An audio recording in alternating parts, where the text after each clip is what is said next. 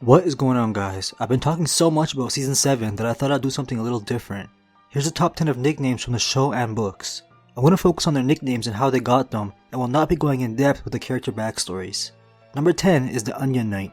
Davos clearly doesn't have the most badass nickname in the series, but I do like the story behind it. And I may be biased because of a similarly great character in my favorite game, Dark Souls. When he was young, Davos worked under a smuggling pirate. After some time, he made his own way and secured his own small ship, becoming one of the most infamous smugglers of Westeros. During Robert's Rebellion, Storm's End, the seat of House Baratheon, was under siege. Davos had the brilliant idea to smuggle in some food, knowing the people within the castle would pay a high price. He evaded a blockade of ships and was able to smuggle in onions and salted fish to Stannis and his people. This kept them alive long enough for Ned Stark to join the fight. Stannis knighted him and gave him some land, creating House Seaworth. His sigil became a black ship on a pale grey field with a white onion on its sails. Number 9 is the Blackfish, Catelyn Stark's uncle, Brynden Tully. Brendan's older brother was Hoster Tully, the Lord of Riverrun.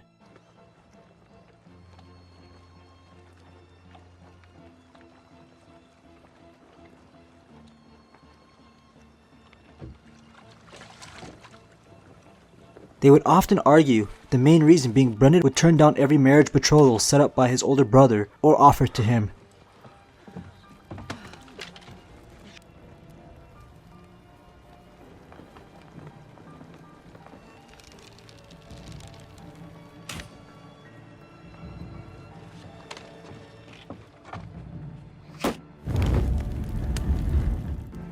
Brynden chose to remain unwed. In one of the arguments the brothers had, Hoster called Brynden the black goat of the Tully flock.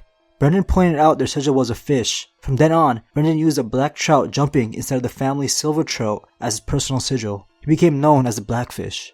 Number 8 is the Sword of the Morning. This one's a little different considering it's a title and not really a nickname. But since the title is so closely tied with Sir Arthur Dayne, I think I should still count it. The Sword of the Morning is a title that House Dayne gives to a knight in the family who earns the ancestral sword Dawn. Unlike how most houses pass down their ancestral Valyrian swords to the heir of the family, if no Dayne is deemed worthy, the sword and title goes without an owner. The Sword of the Morning becomes famous because of this, and the last one to hold this title was Sir Arthur Dayne. The sword Dawn is an extremely powerful weapon and not made from Valyrian steel. The founder of House Dayne tracked down a falling star and had a sword forged into this pale greatsword from the fallen star 10,000 years ago. Their sigil depicts this, and their castle Starfall was built on this historic location. Arthur was Rhaegar's closest friend and a member of the Kingsguard during Robert's Rebellion. He may have been the best fighter of his time. Even with Dawn and his skill, he was skilled at the Tower of Joy when Ned and his crew went to rescue his sister Lyanna. After his death, Ned rode to Starfall to return Dawn back to its family.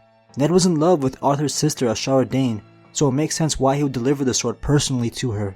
Shortly after these events, Ashara jumped from a tower into the sea. She's believed to have died, but her body was never found. There has yet to be a Sword of the Morning after Arthur. Number 7 is the Red Viper, a very fitting name for Oberyn Martell. He fights with speed, precision, and with poison. He also has a fairly sharp tongue.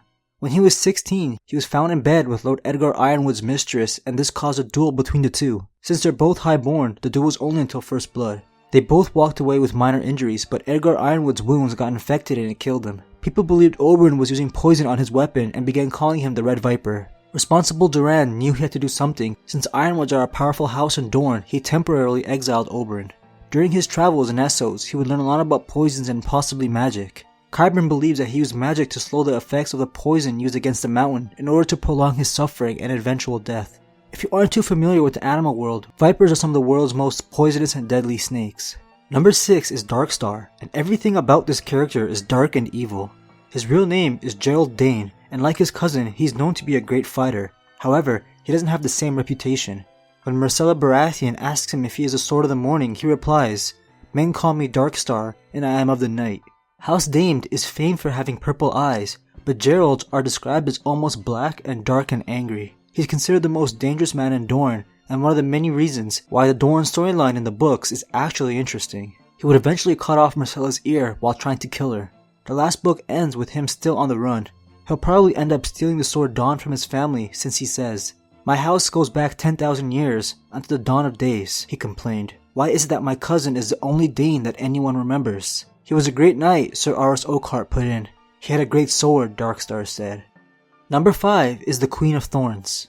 It's pretty obvious how Olenna Tyrell earned this nickname. Diana Rigg's perfect portrayal of her makes it even easier to see. my lady. I wanted to personally welcome you to King's Landing. The city has been made brighter by your presence. The city is made brighter by my presence. Is that your usual line, Lord Varys? Though I rather think it's all for naught. What happens when the non-existent bumps against the decrepit? Might I sit? No. She isn't really a queen, but sure acts like one. Olenna rarely shies from stating her opinion. She's described as a wizened, cunning old woman with a wicked wit and a sharp tongue. House Tyrell has a rose as their sigil, and even though Olenna was originally a Redwyne before marrying into the family, she's a pivotal representative since she considers her late husband and son to be a fool. She is the true head of the house. Number 4 is Crow's Eye. I know I've talked your ears off about Euron, so I'll keep this one short. He wears a patch over his left eye for some mysterious reason. The patch conceals a black eye shining with malice. His right eye is as blue as the summer sky and is regarded as a smiling eye. I know this doesn't sound like much of a nickname, but I like the mystery behind it. His sigil and nickname have way too many connections to the Three-Eyed Raven, who was called the Three-Eyed Crow in the books, to not have some kind of relationship with him in some way. Number 3 is the Laughing Storm. His real name is Lionel Baratheon. You may not recognize this name unless you've read George Martin's short story The Hedge Knight. Lionel is described as someone who would break into booming laughter when going up against lesser foes and tourneys. He would laugh as he is charging on his horse, when a foe's lance touched his shield, even until he was knocking them from their stirrups. He was a popular tourney jouster since he would strike off crests on his challengers' helms into the crowd, making the audience cheer for him. House Baratheon are lords of the Stormlands, so that's where the second part of the nickname comes in. But like many Baratheons, the Laughing Storm had a short temper along with being a capable fighter. We see Lionel form a relationship with the main characters of the Hedge Knight, Sir Duncan the Tall and Aegon Targaryen V. Later in life, Aegon would become king and accepted a betrothal between his eldest son and Lionel's daughter, which could make her the eventual queen. However, Aegon's son was in love with a common girl and married her instead. Lionel was furious since his house was disrespected. He rebelled against the Iron Throne and named himself the Storm King. The rebellion wouldn't last long, ending with Lionel yielding to Sir Duncan the Tall in a trial by combat. Peace was made when Aegon offered his daughter to Lionel's son instead. House Baratheon is closely connected with the word storm because of their home, but also because of their fury. Their words are, ours is the fury, and the Laughing Storm definitely had fury to justify his nickname. I know I said I wouldn't go too deep in the character's backstory, but this one isn't the most prominent character, and I don't think I've ever talked about him. Number 2 is the Tattered Prince, only character on my list that has no other name aside from the nickname. Various characters refer to him by different derivatives of the nickname, the Tattered Prince. So far, we've seen Rags, Rags and Tatters, Old Greybeards and Rags, the Prince of Tatters, and Tatters, and he was only introduced in George Martin's last book, A Dance with Dragons. He's an older man in his 60s, and when he was 23, he was chosen to become the Prince of Pentos by the Magisters who were the real ones running Pentos. The Prince essentially is a figurehead that doubles as a sacrifice in times of need. If the people of Pentos believe the gods are angry at them, they sacrifice the prince by cutting his throat to appease the gods and then choose a new prince amongst the 40 families. The Tattered Prince was only chosen because hours prior the previous prince was beheaded. Instead of becoming the next prince, Tatters ran off to the disputed lands and never went back to Pentos.